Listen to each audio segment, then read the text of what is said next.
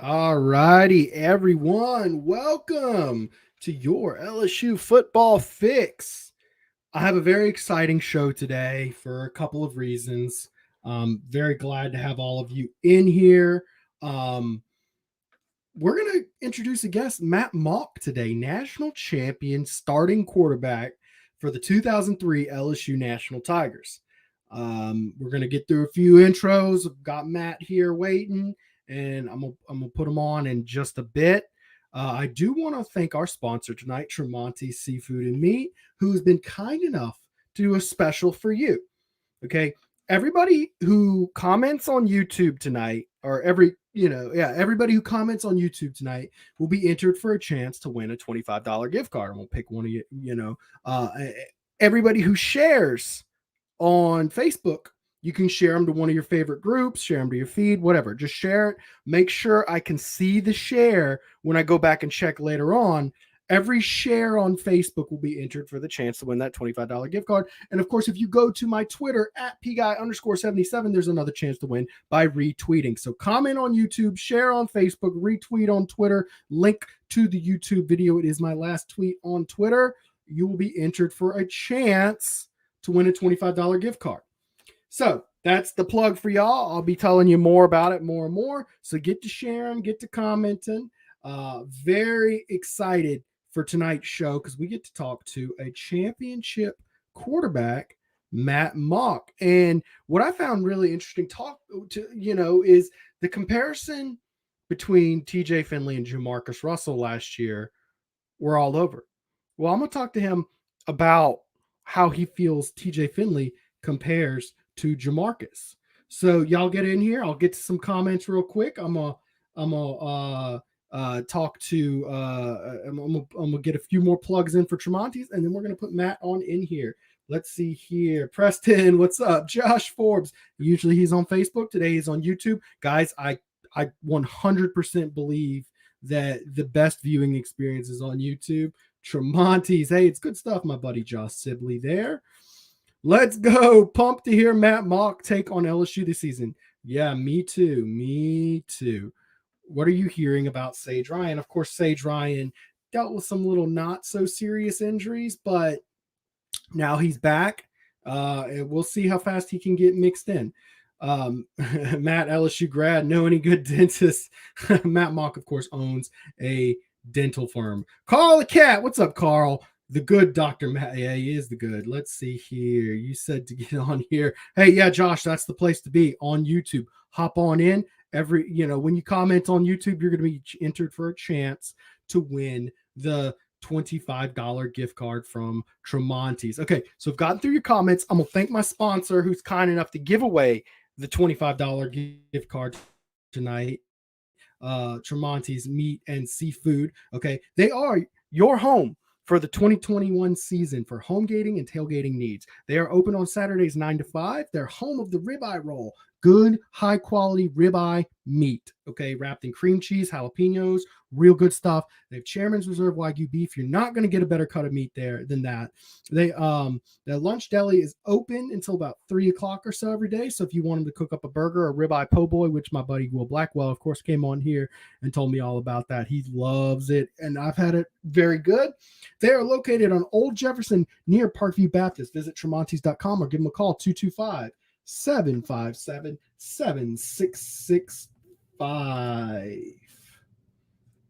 Tramonte's has meat. Tramonte's has seafood. Tramonte's has much more. Tailgating and Homegating platters. Huge wine and liquor selection. Beer and all the spices you need. Chairman Reserve and Wagyu meats. Ribeye rolls, shrimp rolls, kebabs. 20 flavors of sausage for the grill. Daily lunch specials and game processing. On-site catering also available. Good meat ain't cheap and cheap meat ain't good. Visit Tramontes.com. All right, so without further ado, I am joined by LSU 2003 national champion quarterback, Matt Mauck. He won a championship at LSU for the first time in 45 years. I'm sure tons of you Tiger fans remember him not only winning a championship, but at the time set the school record for touchdown passes in a season. Matt, how are you doing? I'm doing great. Really appreciate you having me on. Oh, good. No, I can't tell you how excited I am, and I hope all the people watching today are excited. If you're watching right now, drop a fun comment or memory you have of watching Matt Mauck play on that '03 championship team, and of course on that OT team before he got hurt. So one of the things I was excited with talking about you is that you do watch every game for LSU, and you said even if you miss them, you make sure to record them, and you're going to watch them later, and that's just awesome to have such an engaged alumni base. What are your thoughts on the team this year, and particularly watching Max Johnson play? What are your thoughts on what's going on there?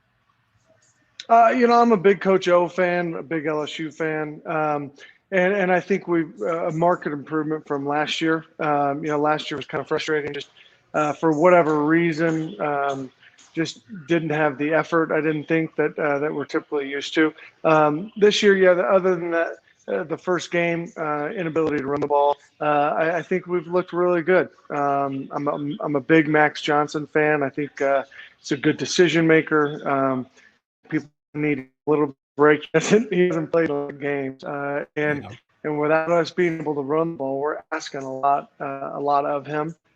So my hope is as they continue to move on, we improve that run game, give him a little bit of a break.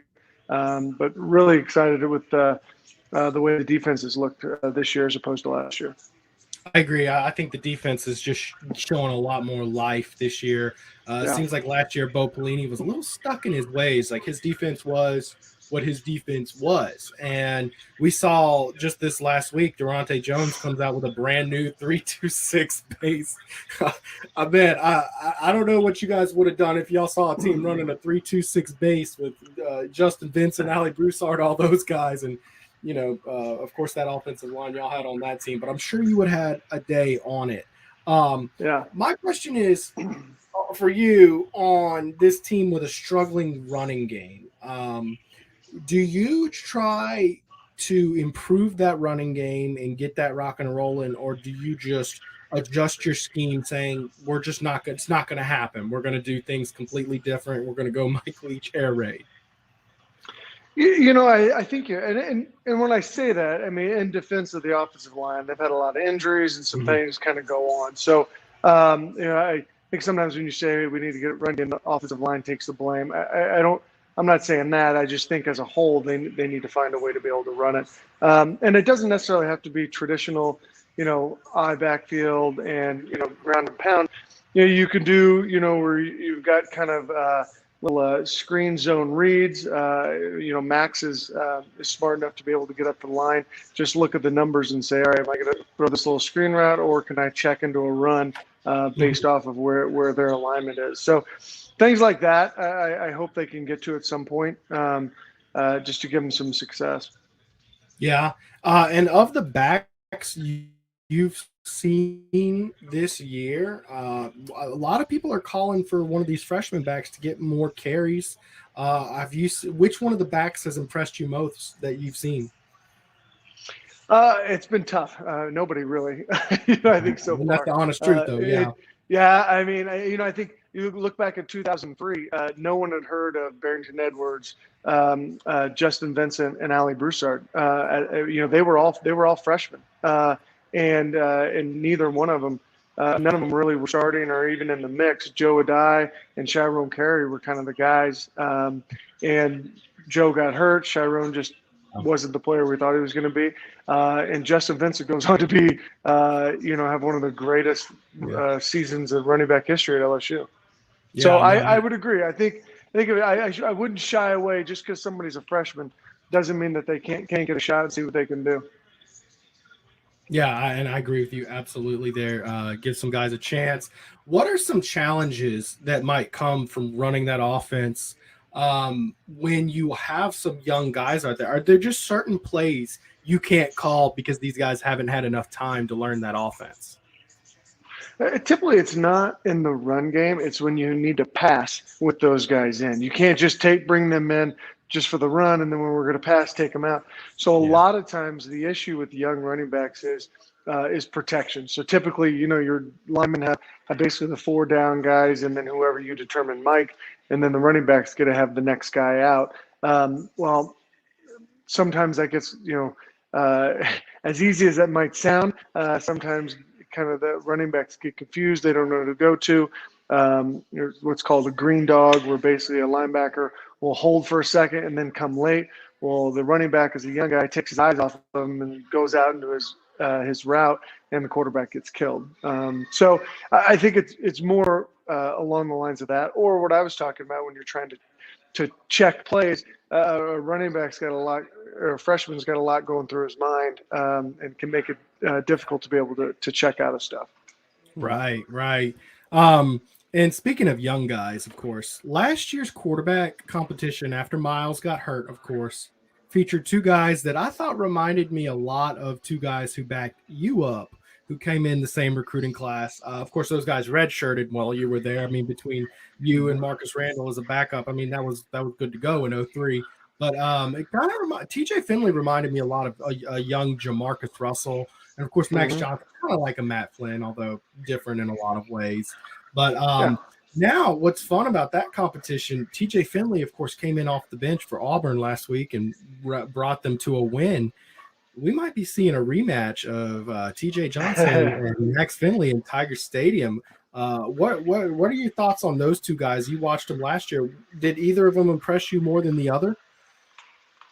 I was a Max fan only because, to me, quarterbacking isn't just how far you can throw it and the velocity that you get on the ball. It's putting your team in the best situation. And I'm not saying TJ can't do that. It's just last year he didn't look like he had the command of the offense that Max did when he came in. And as a coaching staff, I think that's tough because, I'm sure if you're just sitting out watching 7-on-7, TJ Finley looks way better than Max Johnson does. Oh yeah. But what I always tell people, it's totally different, man. When you've got guys flying around you, the speed of the game, the crowd, there's just so many factors. And I equate it to when I was there early on. It was Josh Booty and Rohan Davey. Rohan looked terrible in practice. I mean, he looked terrible in practice. Josh looked like John Elway in practice, and so, but you got in the game and it was flipped. Josh just couldn't process everything as well. And everything just seemed to calm down and his accuracy went way up, and was a gamer. Rowe was one of the best quarterbacks I ever played with. But if you just looked at him in practice, wasn't great. Yeah. Not at all. So I think it just sometimes guys when you get between the lines are just gamers. They just look different than what they looked in practice. It makes it tough on coaches. I agree, man. It's sometimes crazy to see that. And I remember doing a lot of stats on guys when I was the SID, and like in practice they just look pretty bad. And then in the game, like, oh, okay, Danny Etling's pretty good actually. So the question. So leading off of that, and of course I kind of preface that by comparing the two to a Jamarcus Russell and a TJ Finley. You mentioned TJ Finley looking better in 7-7. I don't think there's going to be very many players around at all who ooze more talent than a TJ Finley guy, right? Mm-hmm. Question is that if, say, you and Marcus had gotten hurt in 03 and we had to go between those two true freshmen, kind of like what LSU did last year with TJ and Max Johnson. It's now not so uncommon to see true freshmen. Back then, it was kind of an anomaly. What would those guys have been able to do, while they were redshirting if they had to come out and win big football games? Jamarcus wasn't even close to ready. Not even remotely close. And to his credit, he worked his butt off. Physically, he was always gifted and there. But he just did not have a grasp of the offense. And I was honestly, from seeing him his freshman year to seeing him as a junior, I can't tell you how proud I was, I guess, of just the amount of effort and hard work he put in to making himself not just a guy that can throw the ball 100 yards, but someone that became a quarterback and had one of the greatest seasons as a quarterback his junior year. Yeah, it's wild, and I assume Matt Flynn probably may have been a little more polished, but without a doubt, Matt Flynn at any other school without Jamarcus in front of him would have probably started as a sophomore and been great. Matt was Matt Flynn and I were pretty similar. He'll probably tell you he has a stronger arm. I would tell you I do, but he, Matt was, just very cerebral, picked things up really quickly, and I mean, as much credit as I give Jamarcus for Matt Flynn, LSU Tiger fans should be extremely appreciative when you see guys transferring because a coach yelled at him or whatever. Matt Flynn sat for 4 years knowing that he had an uphill battle because Jamarcus was the highest recruit ever or something. And he sat here because he loved LSU, loved being a Tiger, and it paid off. When he got the opportunity, they ended up winning a national championship. Yeah, and I think that just the way that those two, comparisons played out, where in 03 to 07, you see a Matt Mauck stick around, and it works out well for him. He won a championship and had a nice 10-year NFL career where he made a lot of money. And then we see, fast forward. Jamarcus still made a lot of money too, but Jamarcus they probably made about the same amount of money. But I mean, honestly. And then Jamarcus, of course, won the Sugar Bowl and the Manning Trophy. So the end of the story basically is they both had long, successful careers and made a lot of money, and everybody's happy, right? Yeah, they both made more money than me. I think I should get like some mentoring fee, right? That's a good point. I think we need to go back to. I should text them and tell them that. You should. Matt Flynn's got a good radio show going on here and pushing his My High stuff. Maybe you should hit him up for a commission there, because I'm sure he owes a little bit of dues to you. So, and of course, this quarterback matchup we're talking about in Tiger Stadium potentially next week might be one of the most compelling storyline quarterback matchups I've ever seen. Do you think that a quarterback who played for a team like literally months ago would have an advantage in that matchup, just knowing the team, knowing the offense, knowing the players, and more importantly, practicing against that defense? Could that be an advantage for TJ Finley? Well, I do think. I thought TJ was gone before the new OC came in, right? So I think things will. I think if it was the same, if Ensminger were still here and you're running the exact same stuff, maybe that makes an advantage for them. But just knowing who the defensive players are, I don't think that gives you all that much of an advantage. Coaches spend a lot of time scouting guys, so they know who's good and who's bad prior to. Yeah, absolutely. So really not an advantage at all is kind of what you're going with? Other than maybe a motivation. I don't know how it ended with Finley. If he's upset or if he feels wrong, maybe there's a little more, oomph behind what he wants to do. But other than that, I don't think much. Yeah. Well, I'll tell you, there is a little bit of sour grapes there, we'll call it, based on some posts we've seen on social media. So a little bit there. That's another thing that's completely changed since you kind of are that last era of players, I should say, that came in before the world of internet just took over everything, and we got to hear everybody's thoughts and feelings on everything. I kind of said that. I said that everybody's allowed an opinion. We just don't need to hear all of them. Yeah. Are you glad Twitter wasn't around when you were playing? Without a doubt. I mean, honestly, I get it. I've got kids and all that stuff, but to me, it's, even now, your kids are like, oh, I want to get this thing. Just focus on it. I mean, I think Nick Saban was the best about one play at a time, one thing at a time. You know what I mean? You can't worry about whether you're going to be a Heisman candidate until you're on the field. Or these new, the name, image, likeness guys that are, making a couple $1 million before taking a snap. I'm all about, hey guys, getting some money, but prove something before you get it. So it's what happened in the NFL. Yeah. They finally said, hey, we can't be the highest paid player in the league before taking a snap in the NFL. And that's what was happening. What happened with Jamarcus, really? I mean, and I think Jamarcus would tell you, he wasn't ready. He didn't grasp that. And you give someone $30-40 million.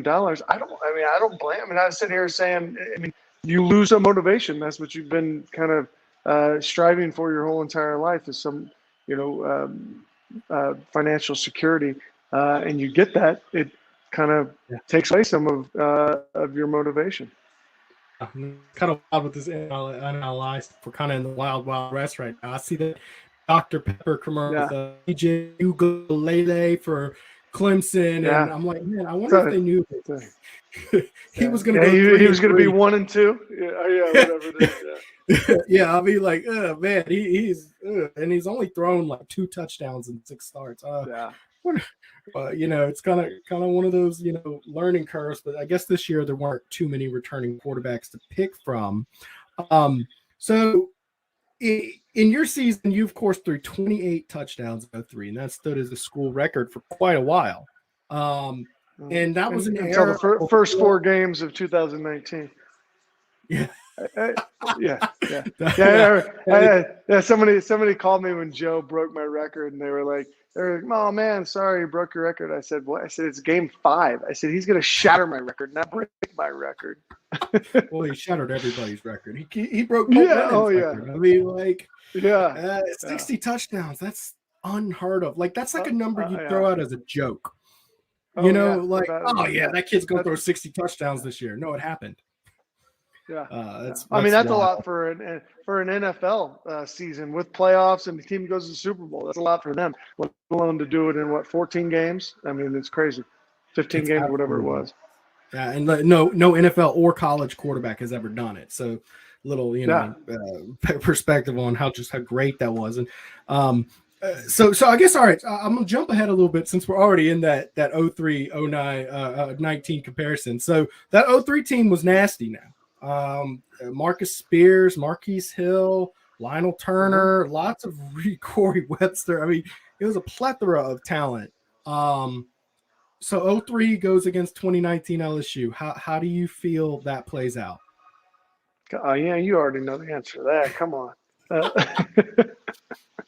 I think both teams were great. I think our offense that year. I'm not saying I was Joe Burrow or had a season like that, but we were efficient, man. I mean, we were pretty good. Now we got overlooked a little bit because our defense might have been, just like they're saying LSU probably had the greatest offensive season ever.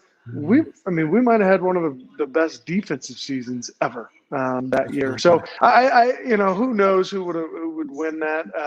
I think it would have been a great game. I hate that comparison stuff sometimes because just there's so many circumstances. I will tell you is the momentum that 2019 team. They kind of hit their stride those last few games, man, and it would have been a tough matchup, but I think we would have got them. Yeah. Ooh, that's a bold answer. See, Mike came on here and he said, "Nah, I don't think so." But no, I think it would have been good. I mean, I think the other factor that you have in that is, Nick Saban game planning is pretty darn good on defense. Oh, yeah. And we had Nick Saban, Will Muschamp. I mean, we had some. And not only do we have good players, and I love Coach O, I think he's a great coach, but we got Jimbo Fisher, Derek Dooley, Will Muschamp, Kirby Smart, Nick Saban. I mean, some pretty good coaches on that staff. So unbelievable the coaching talent on that team. I think people sometimes overlook that, and I think if you just say, hey, who had the better year? Of course, 2019 did, but I think one given game, I think we would have fared a little better than people think. Yeah, it definitely would be interesting to see because I think a lot of what was really good about that 03 team was the trench play. I mean, you had guys like Andrew Whitworth. Yeah. Andrew Whitworth is still playing football. Yeah. Rodney Reed, Stephen Peterman, and really Nate Livingston was on that team. And we had a lot of guys that ended up having long NFL career. Kyle Williams, was on that team. He played Chad 15 years as well. And Chad was unbelievable that year. Unreal how good Chad Lavallee was, and it's quite frankly criminal how little he gets talked about. That's another guy I'd love to bring on the show one day. Chad Lavallee, hear about him because not nearly enough talk about him. Hey, you know what I really like about this conversation though is that we don't even have to factor 07 in. We already know the answer, right? Both 03 and 19 would beat them. That's just how it is. Yeah, I would even say that 11 team might be a little better than the 07 team.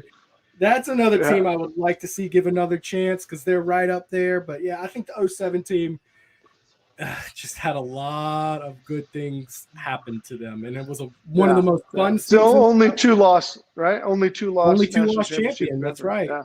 Yeah, and it was probably the most fun season to watch, theatrically speaking. But I think that team with the injuries and there were some things they faced. So yeah, you can always hold that over Matt Flynn's head. Oh, I do. No, I give Hester and Flynn a hard time about that. They let me know that they were undefeated in regulation. Right? They only lost 2 games in overtime. I said that doesn't count. Still 2 losses. I don't want to hear that. Oh, that's crazy, man. Yeah, that was a phrase old Lester used to parlay his way to lobby his way into the championship. I guess it worked, huh?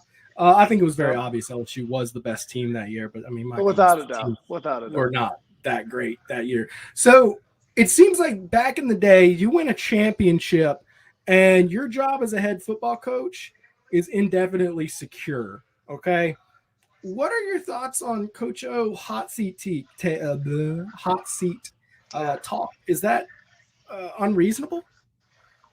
I think you ask Coach O, he would tell you, "Hey, I got to be better." You know what I mean? And that's what I love about Coach O is he is honest and he will tell you how it is. So I think I would say he's a guy that would be the first to say we got to do it better. And I think they are. I definitely think people need to kind of relax a little bit. I think he's the right guy. I think there's not too many people that win a national championship lose. Would they lose like 4 or 5 guys off that coaching staff or something like that? So I think more than any, and then just the number of starters they lost off of that. So and then I'm a big Bo Pelini fan, but he did not work out very well for whatever reason. It was a good hire, it just didn't for whatever reason work. So I don't necessarily just blame Coach O for that. I think it was just a lot of circumstances. COVID, it was just a lot going on. So I think he took a little more heat than he needed to. It was just we had some really ugly losses, and I think that was the big reason why. If you go 5-5, but you're in every game, I don't think people would have said that much. But the way we lost to Mississippi State and a couple other people, it just didn't look right. It just took a while to put it all together, and I agree. But I do think the expectation was that, okay, next year coming in, we kind of want some steps forward. And he still has a chance to do that. I understand 3-1, everything, you still control everything. Like your entire destiny is still in front of you. But I think people are a little upset about some things, but the opportunity is definitely still in front of them for this team. Let me ask you, I mean, every single week I have people telling me, man, if Saban this, if Saban that. You played for Saban, okay? What was different about Saban correcting errors and mistakes versus any other coach you might have played for? I don't think it was different. I mean, everybody yells, everybody screams. It's just, that's different. The one thing I would say about Nick Saban that's probably different than a lot of coaches is, and probably every other coach that's coached underneath him would tell you the same thing. His attention to detail is unbelievable. And I always say, he doesn't have a bad day. Like some of us, you wake up and you're like, God, I'm just not feeling it today. I'm surfing the internet. I mean, you're not as productive as you could be. I don't think Nick Saban has a bad day. I think it's just every day is just focused, and I think that's why it's same with Bill Belichick. I think they are a different breed, man. They just live and breathe it. And I tell people this, it's kind of like I forget what the it's Tim Grober or whatever, the Relentless, that book on Michael Jordan, that you talk about someone's ability to focus and have that much success, but you might miss out on other things in your life. There's not many people that are that focused on one thing and can kind of put the other stuff off to the side and say, hey, that's just noise. I've got this football game means more than anything else in my life. That's a tough deal. I think it's always been peculiar how you see those guys win championships and they're almost pissed off. Like they're Yeah. ready to get over this nonsense. I got a Oh, team to put together next year, but I tell this story all the time. You can ask Mike. I mean, I don't know. He might even shared it with you, but we win the national championship first time in 58 years. Okay, Mike and I are both juniors. I had already graduated, but and Mike was going to be a first-round pick. Literally doing all these interviews, everything like that. I still have tape on my ankles. Right, I'm sort of cut it off. And one of the GAs comes up and he said, "Hey, Coach Saban wants to see you." And Mike. So he calls us in. Mike and I are, high-fiving, thinking he's going to be like, "Hey, great job, really good season." We said it doesn't say anything like congratulatory. He just says, "Hey, I need to know if you guys are coming back next year." Like literally, I still have tape on my ankles, and he is asking that question. So I don't think there's there's nobody else that would do that. It's just there's just not. So. That's a tough person to try to compete against. yeah, and that's I would look at that and say that's probably just a kind of miserable way to live your life. But then again, that refusal to be satisfied is probably what makes him the greatest of all time, and that's undeniable. Just that consistent grind for it. Of course, your decision was to opt out. I believe it was because you wanted to go pursue dental school at first, but then you decided, okay, well, I'm gonna go ahead and go. Well, yeah, I mean that's the one kind of regret I probably have is I wish I would have come back for one more year, just because I love being at LSU. I love everything about it. That's why I still follow it to this day. And I think I was mature, but I think there was some part of me that was like, hey, I'm kind of ready to get on with my life. It can't end better than this, but I think looking back on it, you only have so many football games in you, and I think LSU is such a special place that that's the one thing I kind of wish would have happened. Yeah, and you stole the words right out of my mouth. That's exactly what I was going to ask, actually. For any player at LSU who is on that fence of should I go pro, but I really want to stay at LSU, would you personally advise them? Obviously, not everybody's situation is the same. There's different circumstances, right? Most people that are debating that are debating, do I go make millions of dollars or do I come back to LSU? So, and I think that makes it a little more difficult because of the insurance policies and things like that. But you look at who's the guy that's South Carolina running back that blew his knee out. Not Lattimore, gosh, but I know exactly who you're talking about. Yeah, it is. Latimer. It was Lattimore. Well, he was a DB. This guy was Latimer. Yeah, that's the same quarterback. But someone in the comment section let us know and correct this because I'm blanking. But that was a terrible knee injury and it broke my heart. Yeah. And of course, it happened to an LSU offensive tackle, Saron Black, a couple years later. And that's always something you hate to see. But so now, hopefully, with maybe one good thing about the NIL is that takes some of that away a little bit. That hey, guys are maybe able to make a little bit of money prior to, and they kind of say to themselves, you know what, I love it here. I love the experience. I want to stay here. Yeah, absolutely. Lock down that money before you go 3-3 as a starter and throw 2 touchdowns in 6 games. Get it locked up. Get everything you can. Yeah, so I mean, look, I think what we both kind of feel here is, you only got so many years to play college ball if you truly love it. Give that last year a consideration. Last question I'm gonna ask you here, and I really appreciate you stopping by for the show. This is an awesome interview for me. You started the 18 tradition, of course, and I thoroughly believe there's no way you could have understood what was going to happen when you handed that jersey to Richard Dixon. I want to know, was there a physical handoff of that jersey to Richard Dixon from you, or did he just kind of, pick up 18 next year? Well, it kind of started. I mean, Jack Marucci hates when I tell this story because it started as a joke. Honestly, was what it was. That basically I was in Greg Stringfellow's office. It was me, Marucci, Michael Bonnet was in there, and we were just talking. And I said, "Well, who's going to get 18?" They were like, "Oh, Hester." And I said, I was like, Evangel guy can't get 18. That's what I said to him. And they were like, no. You're going to love Hester. He's great. He's wonderful. He's an awesome dude. So, and then I was joking with Hester and just said, hey, man, you got big shoes to fill, just joking around like that.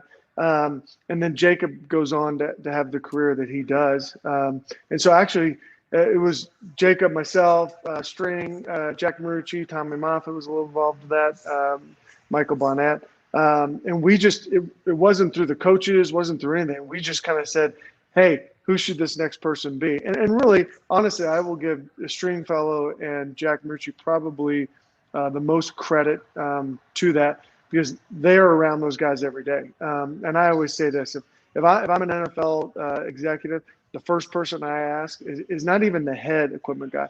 I ask the low man on the totem pole, hey, how is Matt Mauck? How does he treat you? And you'll find out immediately whether that's a good guy or a bad guy. And so basically, Jacob and I had some direct influence on Richard Dixon. Then after that, I kind of took myself out of it a little bit, only because I didn't know the guys all that well. So I can't accurately give anything other than showing my support and being excited about what was going to happen. And then I think, I can't remember if it was after Richard or not, that Les Miles kind of was like, oh, this is kind of cool. I kind of like this. This is a neat deal. And he really helped kind of make it a known tradition after that. So, yeah, it's turned out to be, has nothing to do with not just me. It's any guy that loves being an LSU Tiger, wants to get an education, and all of us mess up, but tries to do things the right way. Absolutely. Well, cool story. Thanks for highlighting that. So when LSU and Bama plays, your former coach is at Bama, but you're an LSU alum. Who are you rooting for? Where's your heart? Just like that 2003 question. That's easy. This one's even easier. All right. For sure. LSU. Which I have a lot of respect for Nick Saban. I think he's a great coach, and wish him success for any time he's not playing purple and gold. Well, I always have to check on that to set the record straight, because we have a high sensitivity to a Saban down here. Matt, thank you so much for stopping in the show. I really appreciate it. No, it was a lot of fun. You did a great job. Thanks for having me on. Thank you. All righty. So thank you, Matt Mauck, for stepping in on the LSU Football Fix. Very exciting. I got to say, guys, what did y'all think? I mean, I just love this Gerard Guillory comment here. I had to kind of take a second here. I was like, is this a shot you're taking? But it kind of is. I mean, look, we were floating a lot of names from the last 20 years, and I juggle names in my head sometimes and struggle, but at least it's easy to understand. Marcus, Marshawn, Lattimore, all these guys. Can't pull for Bama, never, ever. Guys, I really appreciate y'all participating. Of course, we're going to keep on going here. I've got another cool new feature. I'm going to try to do a little bit of film breakdown, kind of understanding struggles with the offensive line. And I want your honest feedback on that. Now, he had some very kind of PC takes. He's very close to the program, but some good takes there. And Richard Sinnett, he was a good one. He had some great analysis, great breakdown. I'm really happy whenever, not every former Tiger is super engaged watching every game, but I was on the phone with him yesterday and I was talking to him. I was like, man, how much do you keep up? Because not every guy watches. He's like, oh yeah, well, I only know a few of the guys on a first name basis, but I watch every game. And if I can, I record it and make sure to watch it later. I said, oh, well, dude, plenty enough. So very good guess. Y'all let me know what y'all thought about him. The story about Jim Milano, great comment there. That blows my mind that Saban would no congratulations, no nothing, but you kind of look at it and like, that's what makes Saban special. That's what makes Saban special. Now, Tommy Brooks, we owe a lot to Coach Saban. He made the program. Now, I kind of argued DiNardo did some things to put Saban in the place to do that. But yeah, no, I mean, I talk to Matt and Michael now, and they both say, look, if you want to hate on Coach Saban, go right on ahead, Tiger fans. Never change was Mike's message last week. So I kind of want to transition here into talking about the game next week. Now, we've all been talking about these offensive line issues. They've been just all over the place. So I'm gonna try to do a little bit of film breakdown here and figure out what exactly is going on, because we all know, like, okay, blocking, but what's going on? And I'm gonna show you a few areas. Sometimes the guys are getting blown up. What I'm gonna tell you, looking at the film, the most glaring issues to me have been when missed assignments happen. So here we go, second quarter versus Mississippi State here. And we're going to watch. Max Johnson gets blown up by not one guy. Okay, so we got off the edge here. We see Tyrion Davis-Price on the ground. But boom, right up the middle too. Why are two guys invading your quarterback? Well, let's see from a different angle. We're going to get a little bit of a Mississippi State celebration. Okay, so boom. Jack Besh, Garrett Dellinger, Ed Ingram. This is where your problem originates, from these guys, right? You got Tyrion Davis-Price on the side here, right? So in the box, you've got 1, 2, 3, 4, 5, 6, right? So who comes? Well, you see 3 comes on the edge, but he's coming completely unblocked. Jack Besh has a delay route here. And I have been one of the biggest proponents of Jack Besh, but he does mess this up. See how he puts a hand on the defender? That's a delay. He's going out for a route. He put his hand on the wrong defender. This is the hand of the defender. You put a hand on him, but then you go out, right? Now, Dellinger, after that hand, should be stepping straight back right about here. Okay, you don't want to go to the defender. Most amateurs think you go to the defender. No, you step straight back and let him come to you, because as long as you're in between your quarterback and that defender, you've won. That's half the battle. Okay, nothing about physicality and pass blocking. You let them come to you. So meanwhile, he should be taking him. Ed Ingram should be taking this. And of course, Liam Shanahan is doing his thing, manning up on the end. So what happens here? Well, as we can see, now we have 2 guys on this defensive end, 2 blockers, 1 defensive end, and then this guy doing his thing. But here we have veteran Tyrion Davis-Price doing veteran things. And this is why Tyrion Davis-Price has stayed in the game. He gets a not great block, but he's coming from the other side. You really don't expect great blocks from any backs, right? Meanwhile, Dellinger has moved on to block absolutely no one. That's what true freshmen do sometimes. But at least you've got Ed Ingram here blocking him, allegedly. So your guy gets back in shot, and then Max Johnson does what good quarterbacks do. He steps up into the pocket. That's good quarterback play. Unfortunately, something has developed. Here's Ed Ingram, who is now turned backwards trying to block number 3 after the fact. Meanwhile, Dellinger has one hand on your defensive end, and he's got a free shot to the quarterback. Y'all, this sack doesn't happen unless there are a multitude of mistakes. And that's exactly what we see, because he gets hit right there. I mean, so we're not talking about a freshman making a mistake. We're not talking about a veteran making a mistake. We're not talking about, just a couple guys with not enough talent. I think your issues are a multitude of issues. I really do. And that's the biggest problem with this offensive line, is you've got multiple mishaps. So I'm going to try to put another highlight in here. Oh, this is the same one. I apologize, guys. I am still working my way through these controls.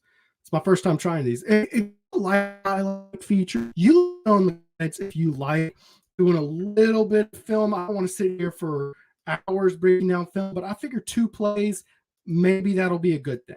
Okay. All right. So fast forward, same quarter, 2 minutes left this time. Okay. You got 5 guys in the box showing. You're running a 3-4, I guess a 3-3 look here, and 2 guys on the outside. So you're showing 5. You got 6 to block 5. Corey Kiner in the backfield this time. Okay. And of course, Dellinger is now out for Anthony Bradford. So what happens? Boom. 1 drops back, but they have a delay blitz, which a delay blitz is complicated. Understand, if you have a developed running game, you can't do this because it's ineffective against the run, because these guys will be blowing your guys up, and he's got a late start, and you've got Ed Ingram, who's big nasty, blowing him off the ball. So this is a play call you can only call if you're dominating in the run game, which, of course, Mississippi State, like everybody else, did. Okay, so you get that delay blitz. Well, what's going on here? Okay, well, we're going to highlight over here. You got your end being picked up one-on-one, Anthony Bradford doing his thing. Great. Well, Ed Ingram needs to pick up the interior threat, because as an offensive lineman, you go inside to out. Then Corey Kiner needs to pick up the outside threat. And he's in perfect position, by the way. Ed Ingram, step up, block him, and this is going to be a pretty play. Right here, this is great setup, truth be told. Okay, what happens? Okay, well, it looks like they're doing good. Well, what happened there? Well, the blitzer got picked up. However, the nose tackle came free.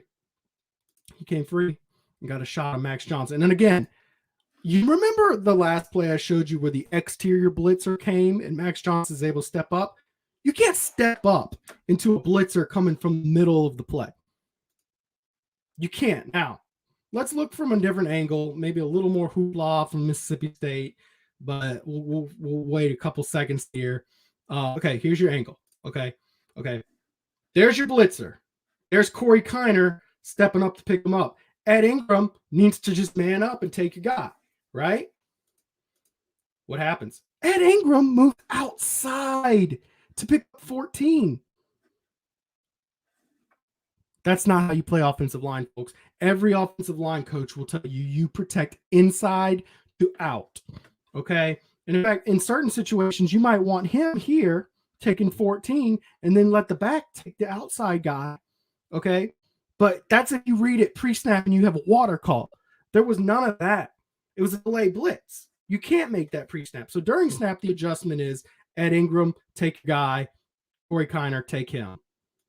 So here it's the veteran player making a mental error.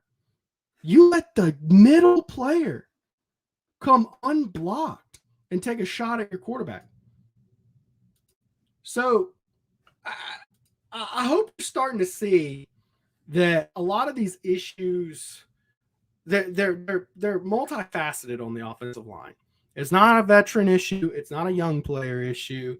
It's a mini issue. Is that a teaching issue? Yes, it is. That is a teachable issue. There are other plays I could show you where certain players are getting blown up off the ball and messing up blocks.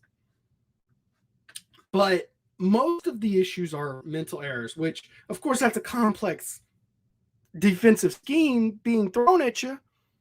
But it's nothing that college players shouldn't be able to handle, because high school players do it all the time.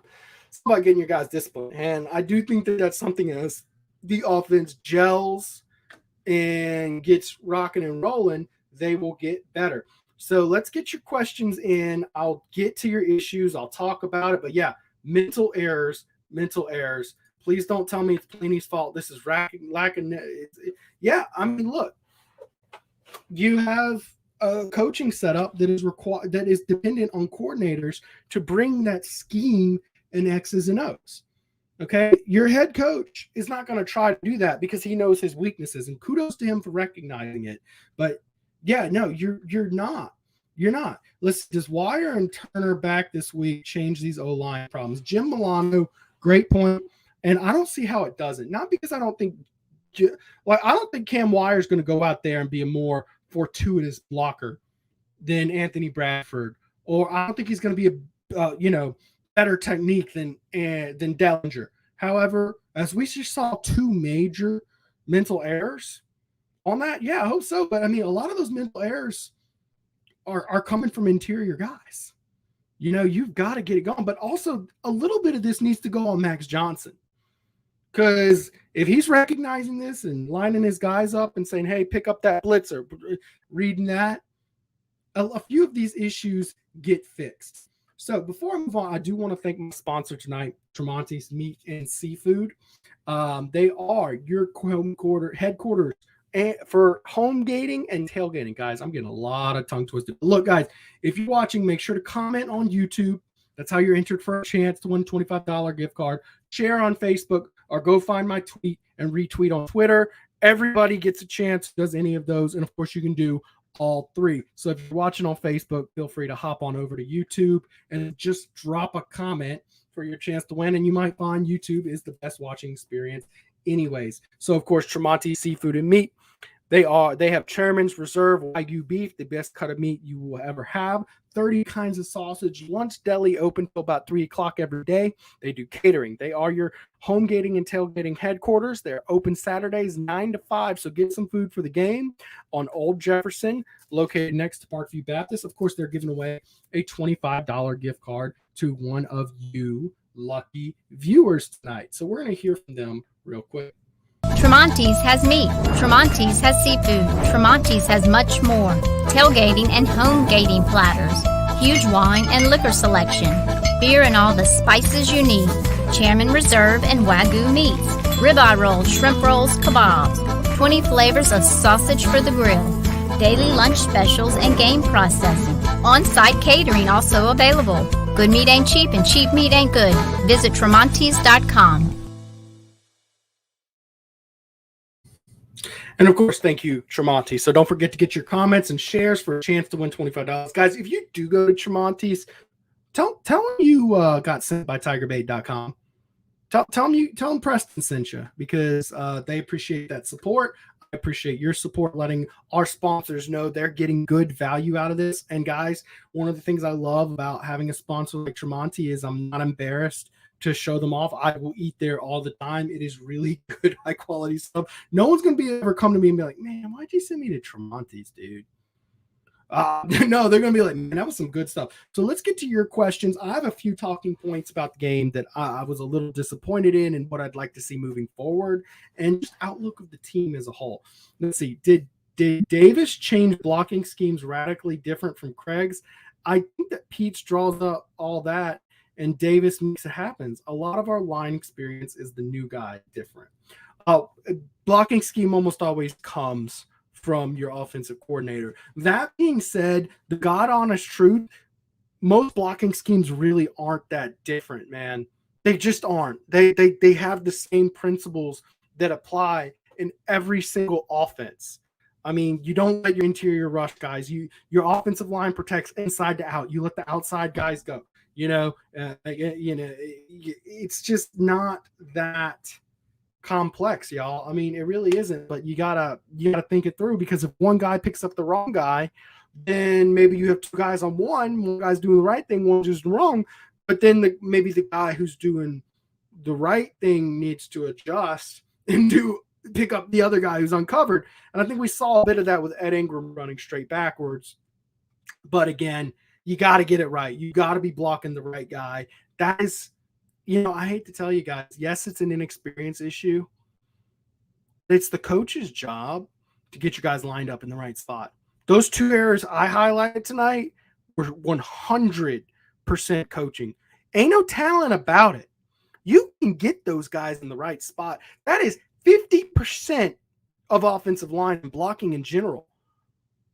Put your guy in the right spot. You coach technique just so you know you are literally in between your quarterback and the defender. That's it. And same thing with the runner. You don't have to be a mauler. It doesn't matter how good you are at blocking if you're not blocking the right guy. Let's see. How long is Ed Ingram going to struggle? Man, when he's blocking the right guy, he's really good. But we got to fix that. Pace on offense hides some of the miscommunication. Great job, Wayne Clark. Great comment. That was one of the more disappointing parts of last week is you saw that tempo against CMU. It picked things up. It went well. But the pace dropped, and offensive production went down. I don't know what to say about that. I mean, why are you not going back to pace? It is a little concerning how many of these issues I continue to point out that are coaching issues, personnel decisions, things like that. I mean, on one hand, as a fan, you have to look up because these are correctable issues. On the other, you have to be like, man, what are you doing? You gave Corey Kiner 4 carries. And by the way, guess what? His run blocking on the play I showed was fine. Okay, Tyrion Davis-Price, his run blocking is probably a little better, but you saw the difference. I mean, he whiffed, but Corey Kiner was in the right place doing his thing. I don't think any of them are good enough at run blocking to compensate for not being a good runner. And quite frankly, with all those offensive line issues and missed assignments, I've been highlighting, you got to get a back who's willing to do something crazy. Okay. You get hit in the backfield, you'd be spin around, take it around, go east west, try to jump over a dude. Now, he did get body slammed, and that kind of reduced his workload, but Coach O says he's fine. Get him out there and run him. I'm telling you, there's no reason why the first snap should not be Corey Kiner. He has proven himself, in my opinion, and it's not really close. TJ coming for revenge. Bet on sour grapes, as you said it. Yeah, TJ, look, if I'm Auburn's coach, Brian Harston, what I do, announce Bo Nix as the starter. Let him have that first drive. He's Bo Nix. He'll struggle.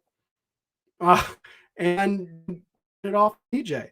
Or if Bo Nix doesn't struggle, great. He's doing well. Take all the pressure off TJ. But, of course, a lot of fans want to see TJ after that magnificent 1-touchdown comeback against Georgia State. I'm sorry. He had one good, very lucky play. But the rest, honestly, he looks like he still needs more time to develop, especially learning his second offense in as many years. I just don't think TJ Finley's quite there yet. Let's see. LSU tops and sacks. I hope TJ starts. I think that was a little targeted there. Tyrion Davis-Price is a north-south runner. Richardson, that great comment. Here's my issue with that. In this offense with guys hitting you on average a yard behind the line of scrimmage, there's no such thing as a north-south runner. It's just a south runner. Okay, Tyrion Davis-Price, he's going straight 3 yards in a cloud of dust, as one of my media buddies I was talking with said. Every single play. You gotta get creative and open it up because you are not a threat to run the ball. And I showed you video evidence of plays the defenses are calling because they don't respect your run game. They do not care. They don't give a rat's ass about you running the ball up their throat because you won't. You won't. You don't scare us running the ball. You're going to get 3 yards if we call whatever play we want because you're probably going to block the wrong guy anyways, and we're going to get one of these guys blocked to take your guy back in the backfield. So who cares? That's where we're at right now. So unfortunately, a north-south runner is just a south runner in this offense. It's not that Tyrion Davis-Price is a bad back. It's not that he's a bad player.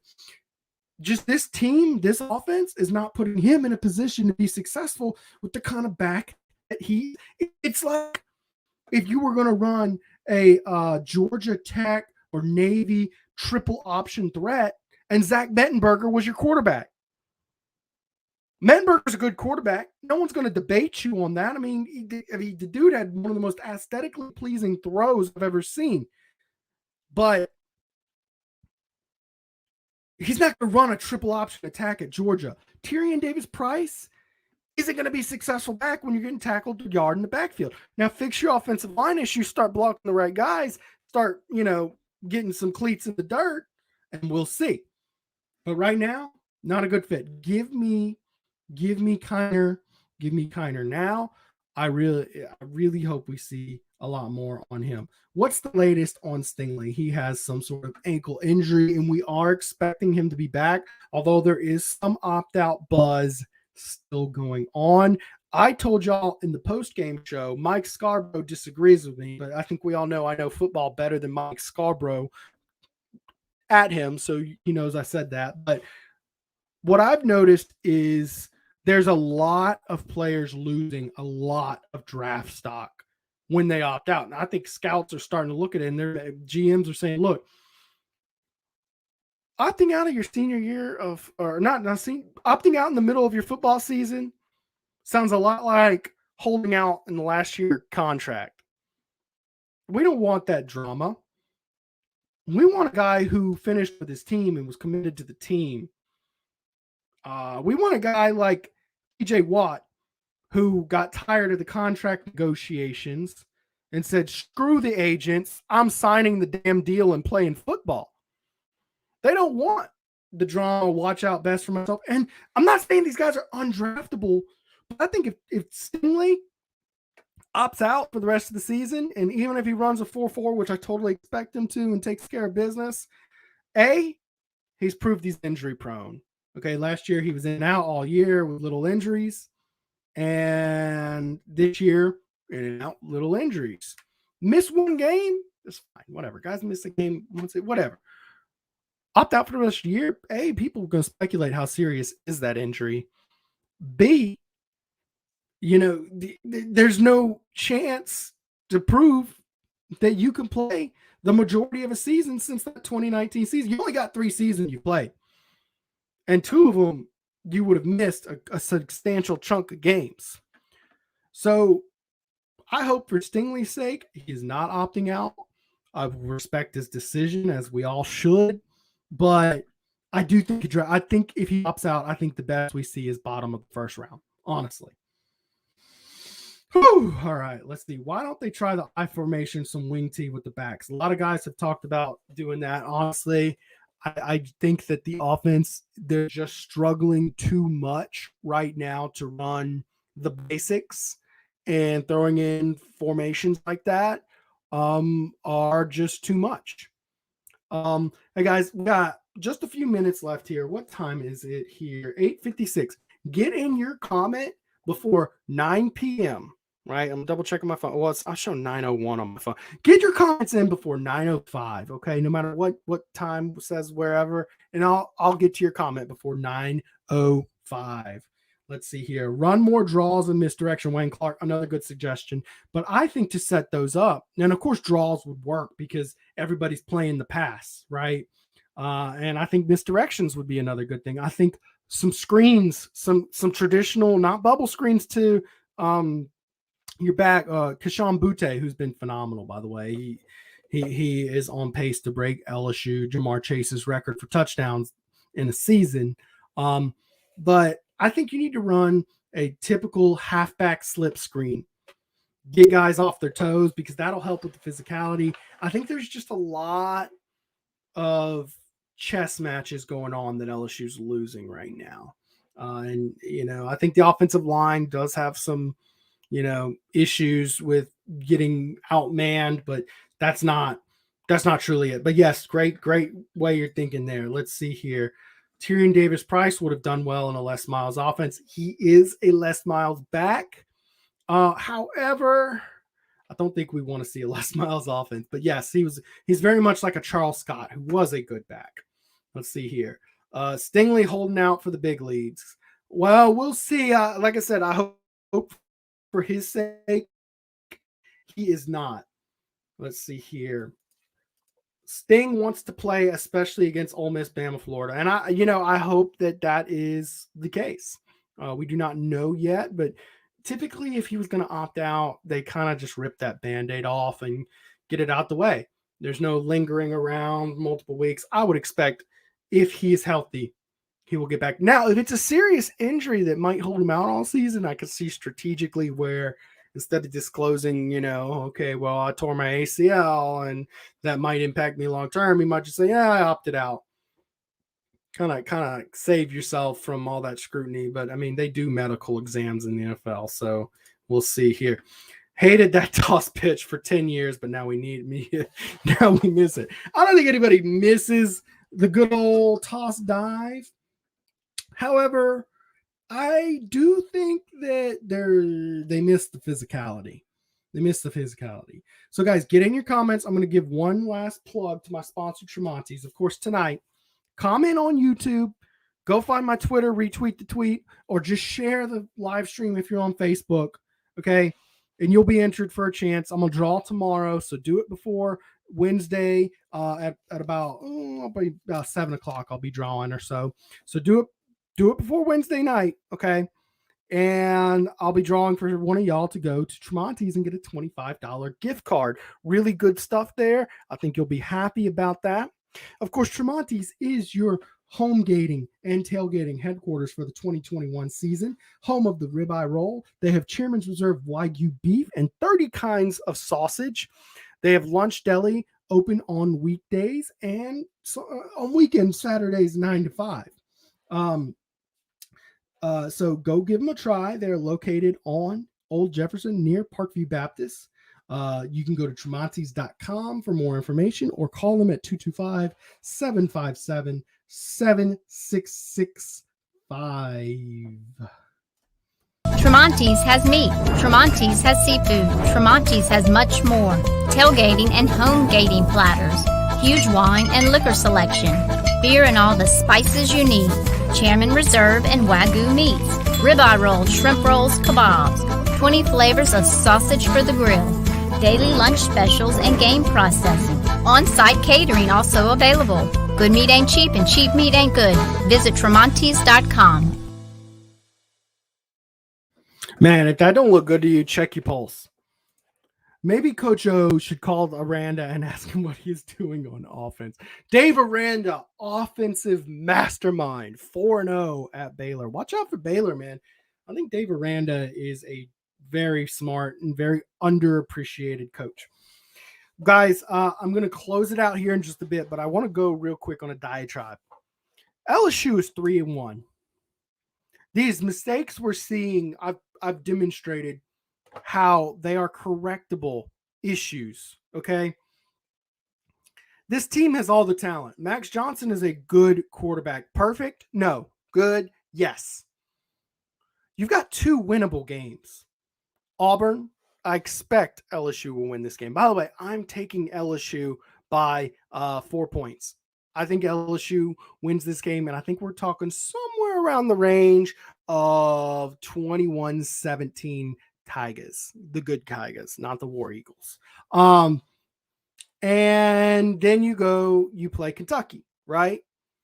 Those are 2 very winnable games. 2 games you might expect LSU to win. You could be looking up at 5-1 LSU going into Florida. College football this year is more wide open than it has ever been since the 2007 season. Bama has shown kinks in the armor. Clemson is down. Ohio State does not look great. All these traditional powers we've seen dominating college football for the last few years are down. If you're an Arkansas fan, you better be really freaking excited right now because you have a damn strong football team and it's wide open this year. Does anybody sit and look at Georgia, who has the most impressive resume, and think they're unbeatable? Dude, they didn't score a touchdown against Clemson. You've got a chance to do whatever you want this year, LSU, and the mistakes are correctable. There is a hope for this team. You just got to correct these mistakes. You got to stop giving free defenders to the quarterback. Max Johnson needs his time to pass. He can't do like Joe Burrow and be a magician. And these issues, I mean, y'all saw, they're rough. Got to get it together, LSU, because everything is in front of you still. Everything is available. I would not be shocked to see a 2-loss team make the championship this year. Really? I don't even think you necessarily, I'm sorry, championship, I meant playoff. I'm not 100% convinced you need to beat Bama to get an opportunity at the playoffs this year, because I think it's going to be a wonky year because there's not very many top-heavy teams. We shall see. The schedule's there. It sets up nice. You're going to be 5-1 going in Florida. Can LSU take care of business? Guys, thank y'all so much for watching. Thank you, Tramonte, for sponsoring. Do not forget, comment YouTube, share, Facebook, retweet, Twitter, for your chance to win that $25 gift card. I will be reaching out to someone tomorrow evening. Thank y'all so much for watching. Y'all have a great night.